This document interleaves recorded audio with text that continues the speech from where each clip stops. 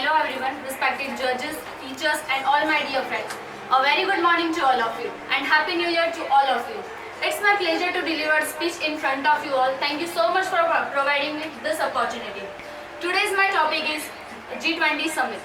When you hear the name of G20, a question is arised in everyone's mind. What is G20? Let me explain in a detail. G20 means a group of 20. G20 is an annual gathering of leaders from the 90s of world economy and European Union. G20 was established in 1999 as the world's largest economy, cooperation and its shaping.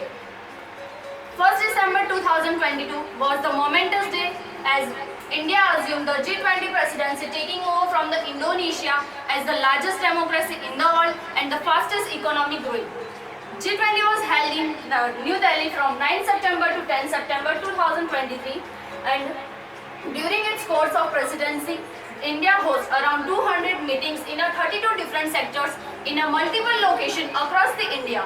G20's logo was the contrast of planet Earth and flower lotus, our national flower, and the theme was Vasudhaiva Kutumbakam, means one earth, one family and one future.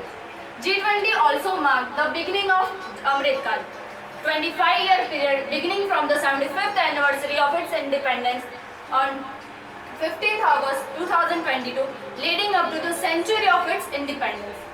G20 include 19 countries such as India, Australia, Canada, China, Brazil, Japan, Italy, Mexico as well as the European Union. G20 activities include ministers, presidents, important officers as well as the people from the civil society. G20 also started focusing not only on the macroeconomy and trade but also on the world issues which have major impacts on world globalization. Since the globalization started and progressing. How does G20 work? G20 have two main tracks, the financial track and the Sherpa tracks. The financial track include only the finance ministers, central bankers who discuss the policies like tax information exchange, global economy, green revolution, etc. And the Sherpa tracks only include the social economic issues such as climate change, health issues, as well as the agriculture and food security, counter-terrorism, anti-corruption and migration and its refugees. According to our Prime Minister Shri Narendra Modi, this term can be an opportunity for India to share its expertise with the world in area of democracy, in investment, in digital marketing, etc. At last, the